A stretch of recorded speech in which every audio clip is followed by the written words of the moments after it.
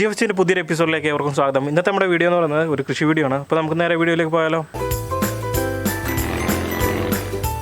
അപ്പോൾ ഇന്നത്തെ ഒരു കൃഷി വീഡിയോ എന്ന് പറഞ്ഞു. ഇന്നത്തെ വീഡിയോയിൽ നമ്മൾ കാണാൻ പോകുന്നത് കപ്പ കൃഷി ചെയ്യുന്ന സമയത്ത് നമ്മൾ എത്ര വളം നൽകണം, ഏതൊക്കെ സമയത്ത് നൽകണം, ഏതൊക്കെ വളങ്ങൾ നൽകാൻ സാധ്യമാകുമെന്നുള്ളൊരു ചെറിയൊരു വീഡിയോ ആണ്. അപ്പോൾ ഇത് പ്രധാനമായും നമ്മുടെ കൃഷി രീതിയാണ് കേട്ടോ. അപ്പം ഓരോരുത്തർക്കും ഓരോ കൃഷി രീതികളായിരിക്കും. ഇപ്പോൾ നമ്മുടെ കൃഷി രീതി എങ്ങനെയാണെന്നുള്ളതാണ് പറയുന്നത്. അപ്പോൾ നമുക്ക് അന്നൊരു കൃഷി അന്നൊരിൽ രണ്ട് രീതി ചെയ്യാം. അതായത് ഒന്ന് നമുക്ക് ഉപയോഗിക്കാം വീട്ടാവശ്യത്തിന് വേണ്ടിയും, രണ്ട് വ്യാവസായിക അടിസ്ഥാനത്തിന് വേണ്ടിയും നമുക്ക് ഉപയോഗിക്കാം, കൃഷി ചെയ്യാൻ സാധ്യമാകുന്നതാണ്. വ്യാവസായിക അടിസ്ഥാനത്തിൽ തന്നെ എന്ന് പറയുന്നതും രണ്ട് രീതിയിൽ നമുക്ക് സ്പ്ലിറ്റ് ചെയ്യാം. ഒന്ന് നമുക്ക് ചിപ്സ് അതല്ലെങ്കിൽ ഷാപ്പിൽ പോലുള്ളവയ്ക്ക് വേണ്ടി, രണ്ടാമതൊന്ന് നോർമലി നമ്മൾ വീട്ടുകാർക്ക് സെയിൽ ചെയ്യാൻ വേണ്ടി ഉപയോഗിക്കുന്നതും. രണ്ടല്ല മൂന്നായിട്ട് ചെയ്യാം കേട്ടോ. മൂന്നാമത്തെ ഒന്നെന്ന് പറയുന്നത് നമ്മൾ അന്നൊരു ഷോ പീസായിട്ട് ഇറക്കാൻ വേണ്ടിയുമായിട്ട് നമുക്ക് കപ്പ കൃഷി ചെയ്യാൻ സാധ്യമാകുന്നതാണ്. അപ്പം ഇതിൻ്റെ എല്ലാം നടിയിൽ രീതിയും അല്ലെങ്കിൽ അതുമാത്രമേ ഉള്ളൂ വ്യത്യാസം വരുന്നത്. പിന്നെ കൊടുക്കുന്ന വളത്തിൻ്റെ അളവിന് മാത്രമേ വ്യത്യാസം വരുന്നുള്ളൂ. ബാക്കി എല്ലാ കാര്യങ്ങളും എത്ര തവണ കൊടുക്കണമെന്നും എന്ത് കൊടുക്കണമെന്നുള്ള എല്ലാം സെയിം തന്നെയായിരിക്കും നമ്മൾ ചെയ്യുന്നത്. അപ്പോൾ നമുക്ക് നേരെ വീഡിയോയിലേക്ക് പോയാലോ. നമുക്ക് ഇന്നത്തെ വീഡിയോയിലെ കപ്പ കൃഷിയുടെ കുറച്ച് വളപ്രയോഗത്തെക്കുറിച്ച് നമുക്കൊരു ഡീറ്റെയിൽ ആയിട്ടുള്ളൊരു വീഡിയോ പറഞ്ഞു കൊടുത്താലോ. പിന്നെന്താ നമ്മൾ ചെയ്യുന്ന രീതി നമുക്ക് പറഞ്ഞു കൊടുക്കാം. ഓക്കെ, ഇതിപ്പോൾ നമ്മുടെ പുറകിൽ നിൽക്കുന്നത് ഇപ്പം നമ്മൾ വീട്ടിലെ നമ്മുടെ ആവശ്യത്തിന് വേണ്ടി നട്ടിരിക്കുന്ന കുറച്ച് കപ്പകളാണ്. ഇതേത് വെറൈറ്റിയാണ് നട്ടിരിക്കുന്നത്? ഇത് കറുത്ത മലബാർ എന്ന് പറയും. കറുത്ത മലബാർ. ഓക്കെ, അപ്പോൾ ഇതിൻ്റെ വിളവെടുപ്പ് കാലം എത്ര സമയമാണ്? 8 മാസമാണ്. 8 മാസം. 8 മാസം. Okay okay. അപ്പോൾ പല വെറൈറ്റികൾ, ഇഷ്ടംപോലെ വെറൈറ്റികളുണ്ട്. അതേപോലെ തന്നെ ഇഷ്ടംപോലെ ഈ 8 മാസം മാത്രമല്ലാതെ പല കാലയളവിൽ കിട്ടുന്ന വിളവെടുക്കാൻ പറ്റുന്ന രീതിയിലുള്ള കപ്പകൾ ഇപ്പോൾ അവൈലബിൾ ആണ്. ഉണ്ട്. ഓക്കെ, അപ്പോൾ അതിൽ 8 ഉണ്ട്, 6 ഉണ്ടെന്ന് തോന്നുന്നു അല്ലേ? 8 ഉണ്ട്, 6 ഉണ്ട്. ഓക്കെ ഓക്കെ, 6 മാസ കപ്പകളും ഉണ്ട്. അപ്പോൾ ഇതിനൊക്കെ പ്രധാനമായും നമ്മൾ കൃഷി ചെയ്യുന്ന സമയത്ത് കപ്പയ്ക്ക് എത്ര വളം കൊടുക്കുന്നുണ്ട്? ഞാൻ കൃഷി ചെയ്യുന്ന സമയത്ത് 2-3 വളമാണ് കൊടുക്കുന്നത്. 3 വളം. ഒന്ന് നടുന്ന സമയത്തുള്ളൊരു അടിവളം, രണ്ടാമത് അല്ലാതെ ഒരു വളം, പിന്നെ ഏറ്റവും പറിക്കുന്നതിന് 1 മാസത്തിന് മുമ്പ് ചേരൻ്റെ കുട്ടെന്നും പറഞ്ഞൊരു വളം. ഓക്കെ, ടോട്ടൽ 3 വളപ്രയോഗം മാത്രമേ നമ്മൾ ചെയ്യത്തുള്ളൂ. Okay okay. അപ്പോൾ അതിൽ നമ്മളാണെന്നൊരു വാണിജ്യാടിസ്ഥാനത്തിൽ കൃഷി ചെയ്യുമ്പോഴും നമ്മൾ ജൈവവളമാണോ രാസവളമാണോ ഏതാ ഉപയോഗിക്കുന്നതായിരിക്കും ഏറ്റവും നല്ലതായിട്ട്?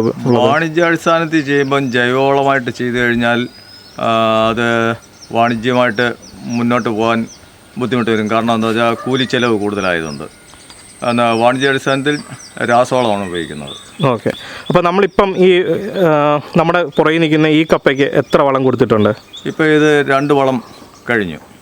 ഓക്കെ, ഇനി ഇതിപ്പം മൂന്നാമത്തെ വളം കൊടുത്ത് ചട്ടിക്കൂട്ടുക എന്ന് പറയുന്ന പരിപാടിയിലേക്കുള്ളതാണ്. Okay okay. അപ്പോൾ നമ്മൾ അടിവളമായിട്ട് എന്ത് കൊടുത്താണ് ഇത് നടുന്നത് ആദ്യം കപ്പ?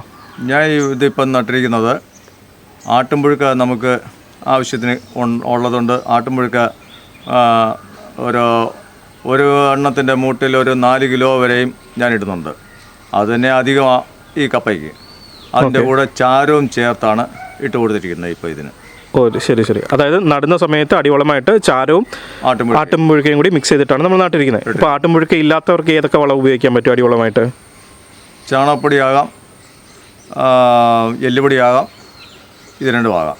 ഓക്കെ, അപ്പോൾ ഇത് രണ്ടും അവരുടെ ആവശ്യത്തിനനുസരിച്ച് ഇട്ട് കൊടുത്ത് അതിന് ശേഷം നടുക എന്നുള്ളതാണ്. ചാണകപ്പൊടി ഇല്ലാത്തവർ എല്ലുപൊടി മേടിച്ചിടുക. ഓക്കെ, അപ്പോൾ നട്ടതിന് ശേഷം അടുത്ത ആദ്യത്തെ വളം ഏത് സമയത്താണ് ചെയ്യുന്നത്? ആദ്യത്തെ വളം ഞാൻ ചെയ്യുന്നത് തെണ്ടി ഒരു കൊച്ചുകപ്പ കണ്ടോ, ഈ കൊച്ചുകപ്പയുടെ പരിവാകുന്ന സമയത്ത് അടുത്ത വളം ഞാൻ കൊടുക്കും. ഓക്കെ, ഈ കൊച്ചുകപ്പയുടെ സൈസ് ആകുന്ന സമയത്ത് ആദ്യത്തെ വളം കൊടുക്കും. ആദ്യത്തെ എന്ന് പറഞ്ഞാൽ നടുമ്പം നല്ലൊരു വളം ചാരവും ആട്ടുംപുഴുക്കയും കൂടെ കൊടുക്കുന്നുണ്ട്. അതിന് ശേഷം ഉള്ള വളം ഈ പരിവാകുന്ന സമയത്ത് കൊടുക്കുന്നുണ്ട്. ഓക്കെ, അതായത് ഇത്ര ദിവസമെന്നോ ഇത്ര മാസമെന്നോ ഒന്നുമല്ല കണക്ക്. കാരണം എൻ്റെ കണക്കിന് ഞാൻ ചെയ്യുമ്പോൾ ആവശ്യത്തിന് ആട്ടുംപുഴുക്ക വാരി ഇട്ടുമ്പോൾ ആയതുകൊണ്ട് അവർക്ക് ആവശ്യത്തിനുള്ള വളം ഇതിലുണ്ട്.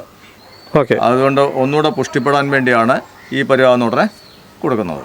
ഓക്കെ, അതായത് നമ്മുടെ ഈ ഒരു ചെടിക്ക് കാണുന്നിട്ട് നമ്മുടെ അരയുടെ അത്രയും ഹൈറ്റ് എത്തിയിട്ടുണ്ട്. ആ സമയത്താണ് നമ്മൾ ആദ്യത്തെ വളം കൊടുത്തേക്കുന്നത്. ഓക്കെ, ഇതിന് കൊടുത്തിട്ടില്ല, കൊടുക്കാൻ പോകുന്നതേ ഉള്ളൂ. ശരി ശരി.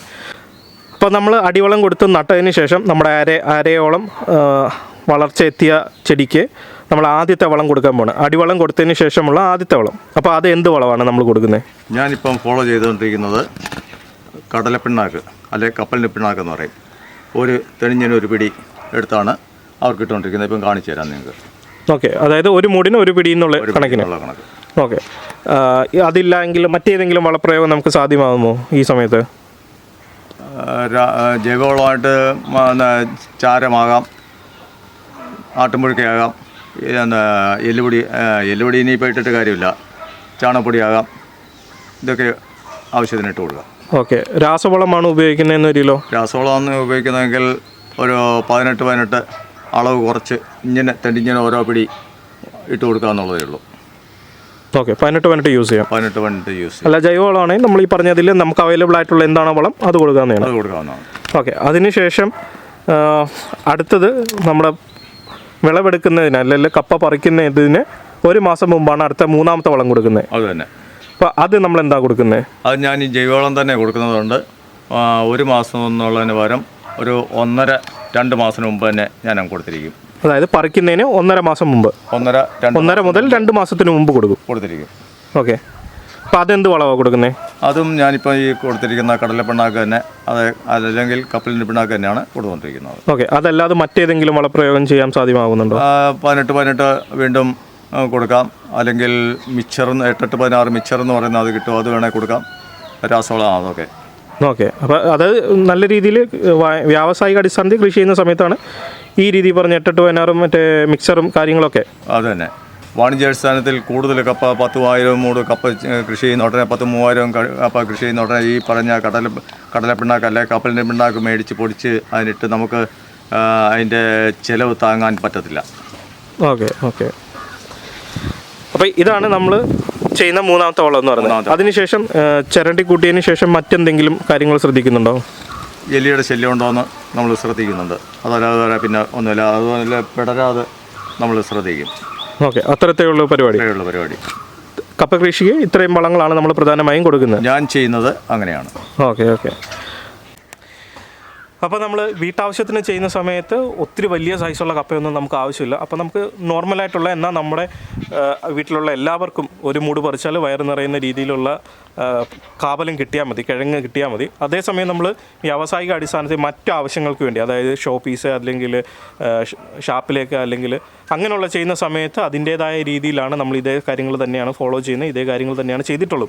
നമ്മുടെ ചാനലിൽ ഏറ്റവും ആദ്യമുള്ള വീഡിയോകൾ ശ്രദ്ധിക്കുകയെങ്കിൽ അല്ലെങ്കിൽ കാണാമെങ്കിൽ നിങ്ങൾക്ക് നമ്മൾ കൃഷി ചെയ്യുന്ന കപ്പ എങ്ങനെയൊക്കെ നട്ടിരുന്നു, എന്തൊക്കെ രീതിയിൽ നട്ടിരുന്നു എന്നുള്ളതൊക്കെ നിങ്ങൾക്ക് കാണാൻ സാധ്യമാകുന്നുണ്ട്.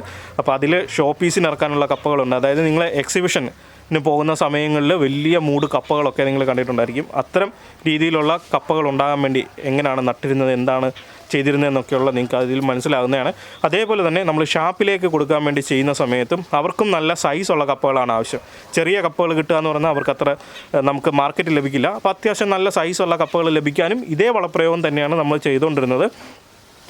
അപ്പോൾ നിങ്ങളുടെ ആവശ്യം എന്താണോ അതിനനുസരിച്ചായിരിക്കണം ഇത് നടുന്നതെന്ന് പറയുന്നത് മാത്രമേ ഉള്ളൂ. അപ്പോൾ നടുന്നതിനെക്കുറിച്ചൊക്കെ, കപ്പത്തണ്ട് നടുന്നതിനെക്കുറിച്ചൊക്കെ ഇഷ്ടംപോലെ വീഡിയോകൾ നമ്മൾ ചെയ്തിട്ടുണ്ട്. പഴയ വീഡിയോകളൊക്കെ നമ്മൾ ടാഗ് ചെയ്തിരിക്കാം, അതൊക്കെ ഒന്ന് കണ്ടാൽ മതി. ഇനിയിപ്പോൾ നമുക്ക് കാണുന്നതിൽ നമുക്ക് ഇതിനൊന്ന് വളം കൊടുത്ത് ചിരണ്ടി കൂട്ടുന്നത് എങ്ങനെയാണെന്നും കപ്പയ്ക്ക് വളം കൊടുക്കുന്ന സമയത്ത് എങ്ങനെയാണ് അത് കൊടുക്കേണ്ടതെന്നും കൂടി ഒന്ന് കാണാം. അതേപോലെ തന്നെ നമുക്ക് നമ്മുടെ ഇതുവരെയുള്ള കപ്പ നമ്മൾ 1ാം വളം കൊടുത്തിട്ടുള്ള, അതായത് അടിവളം കൊടുത്തതിന് ശേഷം ഓരോ വളം കൂടി കൊടുത്തിട്ടുള്ള, അതായത് 2ാമത്തെ വളം കൊടുത്തിട്ടുള്ള കപ്പയാണ് നിൽക്കുന്നത്. അപ്പോൾ അതിന് കാപിടുത്തമുണ്ടോ എന്നും കൂടി, അതായത് കിഴങ്ങ് പിടുത്തമുണ്ടോ എന്നും കൂടി നമുക്ക് ജസ്റ്റ് ഒന്ന് മാന്തി നോക്കാം. അപ്പോൾ നമുക്ക് നേരെ ബാക്കി കണ്ടല്ലോ. ഇത് നമ്മുടെ 2ാമത്തെ വളമിടാൻ പ്രായമായിട്ടുള്ള നമ്മുടെ ഒരു കപ്പയാണ്. അപ്പോൾ ഇതിന് നമ്മൾ എങ്ങനെ വളം ഇടാമെന്നുള്ളതൊന്ന് ജസ്റ്റ് ഒന്ന് നോക്കിയേക്കാം.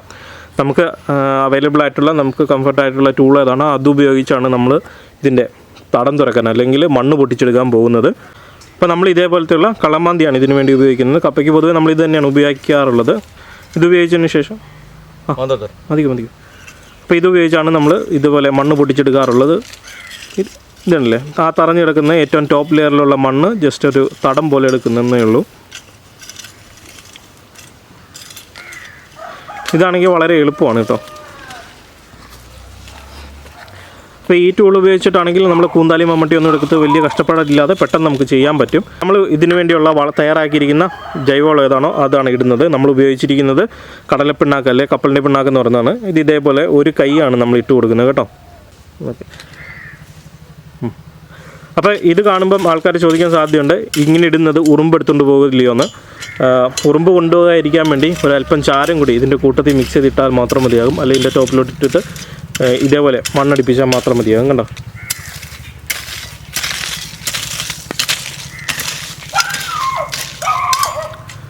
കണ്ടില്ലേ, ആ കൂനെ അതുപോലെ തന്നെ റെഡിയാക്കി വെച്ചിട്ടുണ്ട്. അപ്പോൾ നമ്മൾ വളമിടാൻ പോകുമ്പോൾ ശ്രദ്ധിക്കേണ്ട ആദ്യത്തെ കാര്യം എന്ന് പറയുന്നത്, ഇതിന് കരുത്തുറ്റ 2 മുകുളങ്ങൾ വെച്ചാൽ മതി, 2 തലപ്പുകൾ വെച്ചാൽ മതി. അതിൽ കൂടുതലുള്ളതിനെ നമുക്ക് കട്ട് ചെയ്ത് കളയാവുന്നതാണ്. എതിർ ദിശയിലേക്കുള്ളത് ആണോ, ഇത് എതിർ ദിശയിലുള്ള 2 മുകുളങ്ങളാണ് നമ്മളിപ്പോൾ നിർത്താൻ പോകുന്നത്. ഇതൊരു മുകുളം, ഇത് 2ാമത്തെ മുകുളം, ഇതൊരു 3ാമത്തേത് കണ്ട് കിളുത്ത് വരുന്നുണ്ടോ. അപ്പോൾ ഇത് നമുക്ക് ആവശ്യമില്ല, ഇത് നമുക്ക് കണ്ടിച്ച് കളയാവുന്നതാണ്.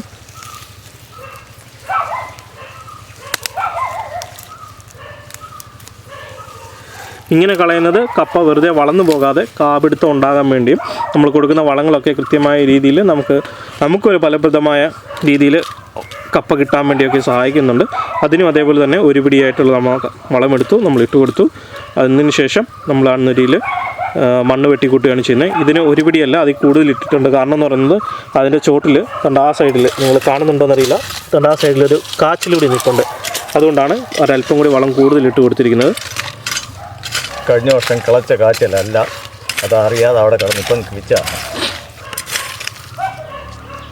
ഓക്കെ, അപ്പോൾ ഇത് നമ്മുടെ 3ാമത്തെ വളമിടേണ്ട പ്രായമായിട്ടുള്ളൊരു കപ്പയാണ്. അപ്പോൾ ഇതിനാണ് നമ്മൾ 3ാമത്തെ ചരണ്ടി കൂട്ടുക എന്ന് പറയുന്നത് 3ാമത്തെ വളം ഇട്ട് കൊടുക്കേണ്ടത്. അപ്പോൾ അതിനുള്ള പ്രായമായിട്ടുണ്ടത്. ഞാനിപ്പോൾ ഇതിന് ചെയ്യാൻ പോകുന്നത് ലാസ്റ്റ് വളമാണ് ചെയ്യാൻ പോകുന്നത്. അതിൻ്റെ ആദ്യം നമ്മൾ ചെയ്തതിൻ്റെയൊക്കെ ഒരു റിസൾട്ട് ഒന്ന് കണ്ടാലോ, ഒന്ന് നോക്കിക്കളയാം എങ്ങനെ ഉണ്ടെന്ന്.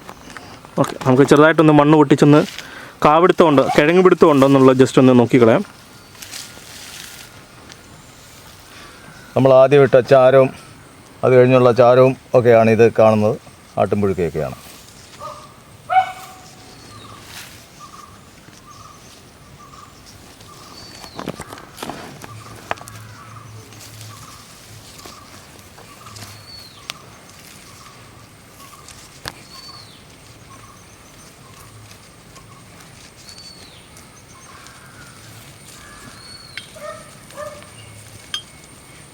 കാണാം, കണ്ടില്ലേ, നമ്മുടെ വളപ്രയോഗത്തിന് റിസൾട്ട് നല്ല രീതിയിൽ തന്നെ ഉണ്ട്. കണ്ടില്ലേ, 3ാമത്തെ വളം ഇടാറായപ്പോഴത്തേക്ക് തന്നെ അത്യാവശ്യം നല്ല രീതിയിലുള്ള കാപിടുത്തമുണ്ട്. ജസ്റ്റ് സാധാരണ രീതിയിൽ ഇങ്ങനെയൊന്നും ആരും വീഡിയോയിൽ ചെയ്ത് കാണിക്കത്തില്ല. നമ്മൾ ജസ്റ്റ് ഇത് പറിച്ച് കാണിക്കുന്നിടം വരെ റിസൾട്ട് വെയിറ്റ് ചെയ്യാതിരിക്കാൻ വേണ്ടി ഈ വീഡിയോയിൽ തന്നെ, മറ്റൊരു വീഡിയോ ആക്കാതിരിക്കാൻ വേണ്ടി ഈ വീഡിയോ തന്നെ ഉൾപ്പെടുത്താൻ വേണ്ടിയാണ് ജസ്റ്റ് നിങ്ങൾക്ക് ഒരു റിസൾട്ട് ഔട്ട്പുട്ട് എന്നുള്ള രീതിയിൽ നിങ്ങൾക്ക് ജസ്റ്റ് കാണിച്ചു തരുന്നത്. അത്യാവശ്യം നല്ല രീതിയിലുള്ള നല്ല സൈസ് തന്നെയുള്ള കാപിടുത്തം ഇതിൻ്റെ അതിപ്പോൾ ഉണ്ടായിട്ടുണ്ട്. നമുക്കപ്പം മൂടിയും വെച്ച് 3ാമത്തെ വളം കൂടി ഇട്ട് കൊടുത്തിട്ട് ചണ്ടി കുട്ടി സാധനം സെറ്റാക്കി വെച്ചേക്കാം. ഇപ്പോൾ ജൈവവളം ആയതുകൊണ്ട് തന്നെ നമ്മൾ പറഞ്ഞിരുന്നു, ജൈവവളം ആയതുകൊണ്ട് തന്നെ നമ്മൾ പറിക്കുന്നതിന് 1.5 or 2 മാസം മുമ്പ് വേണം ഇത് കൊടുക്കാൻ, എങ്കിൽ മാത്രമേ നമുക്ക് നല്ല രീതിയിലുള്ള റിസൾട്ട് കിട്ടുള്ളൂ. അതുമാത്രം നിങ്ങൾ ശ്രദ്ധിച്ചാൽ മതി. അപ്പം ഇതിലും നമ്മൾ മുമ്പേ കാണിച്ച പോലെ തന്നെ സൈഡിൽ നിന്ന് മണ്ണ് പൊട്ടിച്ചതിന് ശേഷം അതിൻ്റെ അകത്തേക്ക് നമ്മൾ നമ്മുടെ ജൈവവളം തന്നെ ഇതേപോലെ ഇട്ട് കൊടുക്കുന്നു. നനവുള്ള സമയത്ത് മാത്രം. അപ്പോൾ ഇങ്ങനെ കൊടുക്കുന്ന സമയത്ത് നിങ്ങൾ ശ്രദ്ധിക്കേണ്ട ഒരു കാര്യം, ഇപ്പോൾ പറഞ്ഞ പോലെ തന്നെ മണ്ണിന് നനവുള്ള സമയത്ത് വേണം കൊടുക്കാൻ വേണ്ടി. ഡ്രൈ ആയിട്ടിരിക്കുന്ന സമയത്ത് ഒരു കാരണവശാലും കൊടുക്കരുത്, അതുകൂടി മാത്രം ശ്രദ്ധിക്കുക. അതിനുശേഷം ഇതേപോലെ മണ്ണ് വെട്ടിക്കൂട്ടി ചരണ്ടി കൂട്ടി ഇതിനെ അടുപ്പിച്ച് സെറ്റ് ചെയ്ത് കഴിഞ്ഞാൽ പരിപാടിയെല്ലാം കഴിഞ്ഞു. അപ്പോൾ നമ്മൾ ചരണ്ടി കൂട്ടി കപ്പയുടെ വളപ്രയോഗം എല്ലാം കഴിഞ്ഞിട്ടുണ്ട്. ഇനിയിപ്പോൾ നമുക്ക് പറിക്കാൻ മാത്രം വന്നാൽ മതി. പറിക്കാൻ മാത്രമല്ല, 2 കാര്യം കൂടി ഇനി ശ്രദ്ധിക്കണം. കപ്പ പിടരാതിരിക്കാനും, അതായത് കാറ്റടിച്ച് മറിഞ്ഞ് പിടരാതിരിക്കാനും, 2 എലിശല്യം ഉണ്ടാകുന്നുണ്ടോ എന്നുള്ളതും നമ്മൾ ശ്രദ്ധിച്ചുകൊണ്ടിരിക്കണം. ബാക്കി വേറെ വളങ്ങളോ അങ്ങനത്തെ കാര്യങ്ങളോ ഒരു ഇതുമില്ല ഇനി എന്ന് പറയുന്നത്. നിങ്ങൾക്ക് ഈ ഒരു ചെറിയ വീഡിയോ ഇഷ്ടപ്പെട്ടു എന്ന് കരുതുന്നു. ഇത്തരം കാർഷിക സംബന്ധമായ ഗാർഡൻ സംബന്ധമായ വീഡിയോകൾ മലയാളത്തിൽ ലഭിക്കുന്നതിന് ഗ്ലോറി ഫാമേഴ്സ് എന്ന് പറഞ്ഞ ഞങ്ങളുടെ യൂട്യൂബ് ചാനൽ സബ്സ്ക്രൈബ് ചെയ്യുക, തൊട്ടടുത്തുള്ള ബെൽ ഐക്കണോടി പ്രസ് ചെയ്യുക. അപ്പോൾ മറ്റൊരു വീഡിയോയുമായിട്ട് വീണ്ടും കാണാം. അതുവരേക്കും ബൈ ബൈ.